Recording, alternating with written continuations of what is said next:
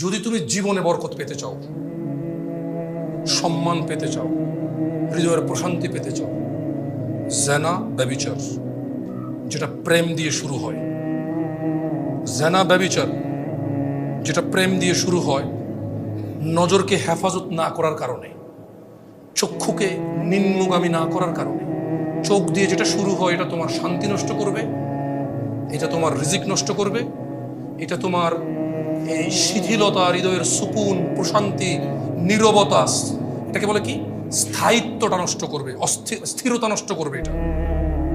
ছোট ভাই, তোমার প্রতি আমার নসিহত, তুমি কে নীল পড়ছে, লাল পড়ছে, কে ছোট পড়ছে, কে বড় পড়ছে, তুমি এগুলা মেজারমেন্ট করার দরকার নাই। তুমি নিচে নজর রাখো, হাঁটো, তোমার এটা জানারও দরকার নাই আজকে তোমার সামনে দিয়ে কয়টা মেয়ে কি পড়ে গেছে তুমি দেখোই নাই।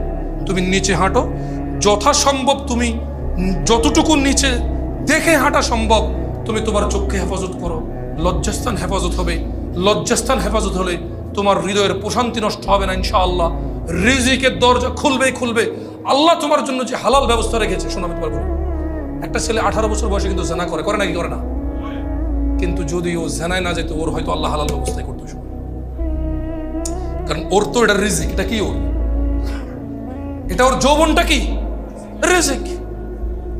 ও যে 17 বছর, 18 বছর, 20 বছর বয়সে জেনা ব্যভিচারে লিপ্ত হয়ে যাচ্ছে, কিন্তু ও যদি আল্লাহকে ভয় পেত আর শারীরিক চাহিদার জন্য আল্লাহর কাছে বলতো, আল্লাহ আমাকে ধৈর্য দাও, আমি রোজা রাখতেছি, আমাকে সাহায্য করো, আমাকে তৌফিক দাও, আমাকে উত্তীর্ণ করো, বিবাহ পর্যন্ত আমাকে তৌফিক দাও, তাহলে আল্লাহ যিনি রহমান, যিনি ওদুদ, প্রেমময়, তুমি আল্লাহর ভয়ে জেনা বাদ দিলা, আল্লাহর কাছেই চাইলা, ধৈর্য আল্লাহর জন্যই ধরলা, আশা আল্লাহর কাছেই করো, তিনি কি তোমাকে ফিরাবে?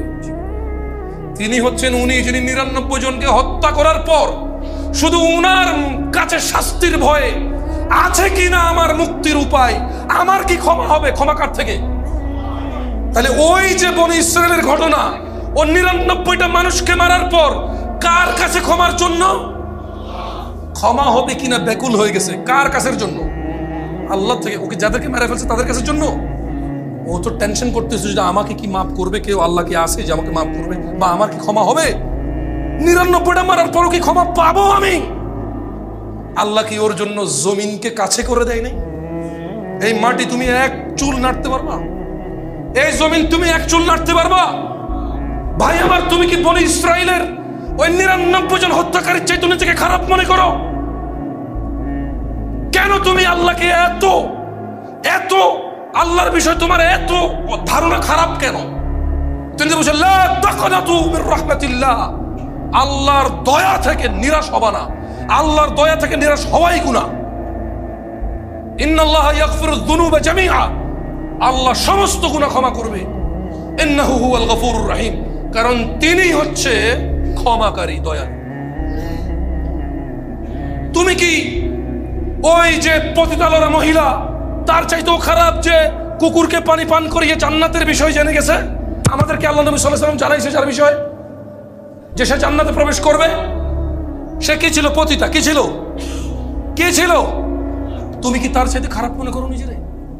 যে আল্লাহ পতিতা কুকুরকে পানি খাওয়াইলে সন্তুষ্ট হয়ে জান্নাত দেয়, যে আল্লাহ 99 জন লোককে হত্যা করার পর যে বলছে ক্ষমা নেই, তাকে হত্যা করছে, এরপরেও মনের ভিতরে কেমন জ্বালা যন্ত্রণা যে আমি কোথায় গেলে মাপ পাবো, কেমনে আমি মাপ পাবো, এই যে মনের ওর এই যে দ্বিধা দ্বন্দ্ব যে আছে, তো একজন বিচার করে ফেলবে, মাপ না পেলে কি হবে, কে করবে মাপ?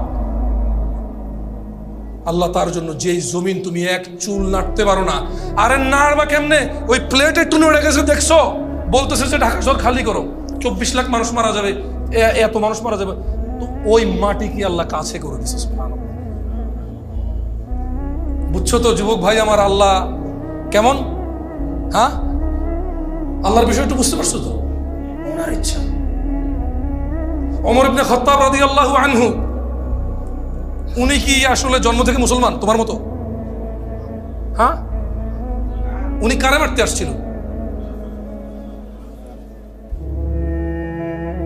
আল্লাহ সুবহানাহু ওয়া তাআলা ওনাকে ওমর ইবনে খাত্তাব বানাই দিয়েছে রাদিয়াল্লাহু আনহু। তো আমাদের রব তুমি মন থেকে আল্লাহকে বলো, ইয়া আল্লাহ, আমি জানি তুমি আসো, আমি জানি যদি আমি মরি, যদি বিচার করো আমার, তাহলে তুমি করবা, তুমি ছাড়া কেউ করার ক্ষমতা রাখে না। আমি তোমার কাছে আত্মসমর্পণ করলাম, আমাকে মাফ করো। তুমি বিচার করলে আমার কেউ বাঁচাতে পারবে না, আমি কই যাবো? এই কথা বলে কি ফিরে আসা যাবে? প্রেমিকা আত্মহত্যা করলে বাংলাদেশের আইনে তোমার কিচ্ছু হবে না। আমি বলে দিচ্ছি, বাংলাদেশে প্রেম নিয়ে কোনো আইন নাই, প্রেম কোনো অধিকারের মধ্যে পড়ে না। আমি আবারও বলে যাই, বাংলাদেশে প্রেম কোনো অধিকারের মধ্যে পড়ে না। যদি প্রেম অধিকারের মধ্যে পড়তো তাহলে পুলিশ কেন যায় যে হোটেলের মধ্যে অভিযান করে লোক ধরে নিয়ে আসে? ওরা তো প্রেম করতে গেছে ওখানে। পুলিশ কেন পার্কে গিয়ে যুগলদেরকে ধরে নিউজে দেখায় দেয়, মা বাপরে ডাকে নিয়ে আসে যে নিয়ে যাও তোমার বাচ্চা, পার্কে এসে স্কুল ড্রেস পইরা প্রেম করতেছে? তাহলে ওখান থেকে বোঝা যায় প্রেম একটা অপরাধ এই দেশে। রাষ্ট্রীয়ভাবে প্রেমেরটা কি অপরাধ। তোমাকে রাষ্ট্রীয়ভাবে বলবে না, রাষ্ট্র বলবে যে তুমি ফ্রি ভয় যা খুশি তা করো, ইউ হ্যাভ ইউর ফ্রিডম। কিন্তু তুমি পার্কে যায় মহিলাদের বসে থাকো, তোমার ধরে নিয়ে আসবে পুলিশ। তোমার প্রেমিকার সাথে প্রেম ঘনিষ্ঠ করার জন্য হোটেলে যাও, তোমার পুলিশে ধরে নিয়ে যাবে। বুঝে আসছে না? আসে নাই? তো তোমরা যারা ভয় আসো, শেখ আমি ছাড়তে চাচ্ছি, ও বলে যে আত্মহত্যা করবে, কি করবো? আরে ভাই তুর্কি, ওর হায়াত না থাকলে মরে যাবে। তবে হ্যাঁ, তুই ওর ইজ্জত নষ্ট করবি না ভাই আমার, তুমি ওর ইজ্জত নষ্ট করবা না, ওর সম্ভ্রম নষ্ট করবা না, ওর ভিতরে এই সংশয় ঢুকাই দিবা না যে তোর সতীত্ব তো আমি নিয়ে নিছি, এখন চোখে যেই বিয়ে করবে সে বুঝবে তুই আর সতীত্ব না, তুই বিবাহ বহির্ভূত সম্পর্কে জড়িত ছিলি বিবাহের পূর্বে। তুমি তাকে এই ভয় দিয়ে দিও না, তুমি তার সাথে কথা বলিও না, তুমি তার সম্মান নষ্ট করিও না, তুমি তাকে মাসালামা বলার দরকার নাই, তুমি তার কি তোর সাথে ব্রেকআপ এটা বলার দরকার, এটা বলো না। আমি তোমাদেরকে বললাম, আমি তো ফতোয়া দেই না, কোনো অপরিচিত মহিলাকে ব্রেকআপ বলাও গুনাহ, কারণ ওর সাথে কথা বলাই তো জায়েজ নাই ভাই অপ্রয়োজনে। তোমার সাথে ভাই আমি আর সম্পর্ক রাখবো না, তোর সম্পর্ক কি বল? সম্পর্ক থাকলে না মানুষ রাখে না, কি সম্পর্ক বল? হ্যাঁ,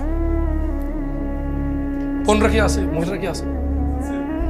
বোন, দুশ্চরিত্র ছেলেকে বিয়ে করবা না। কোন মেয়ে যে প্রেম করে প্রেমিককে বিয়ে করে সে দুশ্চরিত্র পুরুষকে বিয়ে করবে। তার এই কমপ্লেন দেওয়া উচিত নয় যে আমার হাজবেন্ড পরকীয়া করে মোবাইলে মেসেজ দেখার পর আমার থাপ্পড় দিছে, বললো যে জায়েজই নাই, তুমি আমার অনুমতি সহ আমার মোবাইল দেখবা। ফটো দেখছেন জামাই, মানে মহিলা দেখছে যে জামাই আরেক বেটির সাথে পরকীয়া করে, এখন জামাই বলতেছে যে তুমি তো অনুমতি ছাড়া আমার মোবাইল দেখছো, সেটাই তোমার গুনাহ। ওরে বাপরে, মুফতি আজম। সো আল্লাহ আমাদেরকে বুঝার তৌফিক দান করুন। আল্লাহ সুবহানাহু ওয়া তাআলা আমাকে এবং তোমাদের সংশোধনের তৌফিক দান করুন। আমার নিজেরও বহু ভুল আছে, ওয়াল্লাহি আমি বেশি একটা বক্তব্য আসিনি এই জন্য, কারণ এটা খুব আল্লাহর আযাব সঙ্গে সঙ্গে চলে আসবে, নিজে ঠিক নয় মানুষকে বলা শুরু করবে। কারণ 2 নম্বরে আল্লাহ পছন্দ করে মান গাশশা ফালাইসা মিনাল্লাহ, যে ধোঁকাবাজ সে আমাদের অন্তর্ভুক্ত নয়। দেখেন না আজকাল বহু হুজুর লাঞ্ছিত অপমানিত হচ্ছে, তা আমি ভয় করি এইসব মাইকে এসে কথা বলতে, যে জামশেদ মজুমদারগিরি বাইরে যাব, নিজে ঠিক না হয়ে এখানে আসা যুবক ভালো হয়ে যাও যুবক, এরপর নিজে আরেক বেটার বউ নিয়ে ভেঙে যাবে। আমাকে বলছে যুবককে নসিহত করতে, তো যুবক হচ্ছে তো ও যে তার মা পেটের নিচে তাকেই চিনে না। আল্লাহকে তো দেখা যায় না, আল্লাহকে কি দেখা যায়? কিন্তু মাকে তো দেখা যায়। যুবক হচ্ছে ও যে তার বউয়ের কষ্টে কাজে দেয়, আরে তোর ভাবি জানিস একটা যেমন চাইছি আল্লাহ তেমন দিছে, জানি না কি ভালো কাজ করছি, পেটে যখন বাচ্চা ছিল কি যে কষ্ট, তারপর আমার কষ্ট দেয় নাই। আহারে কষ্ট যদি দেখতি, কিন্তু সে নিজে তার মায়ের পেটে ছিল, তার মা আরো বেশি কষ্ট পাইছে কারণ অভাবের দিন ছিল। আরে রাজা মহারাজারা কষ্ট পাইছে আগে, এখন তো ফকিরও পায় না। ঢাকা শহরে নাকি ভিক্ষা করে মানুষ 3 তলা বাড়ি করে, কিন্তু একটা সময় তো রানীরাও কষ্ট পাইছে, কারণ রাজারা মানে মন মতো যেভাবে খুশি সেভাবে দাস দাসী রক্ষী টক্ষী রাখতো, তো বৌরা তো এগুলো মানিয়ে নিতে পারতো না। আগের যুগে রানীরও তত সুখ ছিল না, ওর বউয়ের যত সুখ এখন মাশাআল্লাহ। তারপরও তো 42 ইঞ্চি সিনেমার টিভি না হলে ওর চলে না, বক্স খাট না হলে ওর চলে না, অমুক ব্র্যান্ডের সোফা না হলে চলে না, সিরামিক লাগবে, এসি লাগবে, ফ্যান লাগবে, কাজের মহিলা লাগবে, তরকারি কুটলে এখানে নাকি দাগ পড়ে যায় বেচারার বউয়ের। তারপরে আবার মা এই বাসায় থাকতে হবে কেন? তোমার মা ওই বাসায় থাকে, তোমার ভাইয়ের ছেলেকে তোমার বাপ স্কুলে দিয়ে আসে, তোমার মা ছোটটারে কোলে রাখে। আমাদের এখানে থাকলে তো আমাদের গুলো একটু রাখতে পারে। তাহলে মা লাগবে কেন? বাচ্চা কোলে নেওয়ার জন্য। বাপ লাগবে কেন? বাচ্চা মাদ্রাসায় দিয়ে আসার জন্য। তো এই যুবকরা আমি কি বলবো? আমাকে বলেন আপনারা যুবককে নসিহত করতে। ও আল্লাহ সম্পর্কে ওকে কি বলবো? ওর মা ওকে পেটে নিছে, অভাবের সংসার ছিল, ও নিজে দেখছে, এটা মেহমান না আসলে গুস্ত খাইতে পারতো না, তো না পারলে কি ওর মা খাইতে পারছে? ও নিজে দেখছে অভাব, ও দেখছে ওর মা ওর বাপের মায়ের চোটে এই ঘর ফালাইয়া 2 ঘর দৌড়ায় যায়, আরেক ঘরে যায় ঢুকছে, ওর বাপ ওখান থেকে দৌড়া নিয়ে আসা ওর মায়ের আবার মারছে। ও দেখছে এই কষ্ট, ও এই কষ্ট দেখছে ওর মায়ের, ওর মাকে দেখছে, ওর মায়ের নির্যাতন দেখছে। ওর মা ওর দাদির সাথে সবসময় লাইগা থাকতো কিছু একটা নিয়ে। বাচ্চা কোলে নিলে সমস্যা, কাম কাজ নাই, ফুলজ্ঞ হয়েছে, মাইয়জ্ঞ হয়েছে, এটা সারাদিন পড়ে থাকবে, দেখায় আমরা লাজো ফালিয়ে দোষগা। আবার এবার এটার রেখে কাম কাজ করলে বলে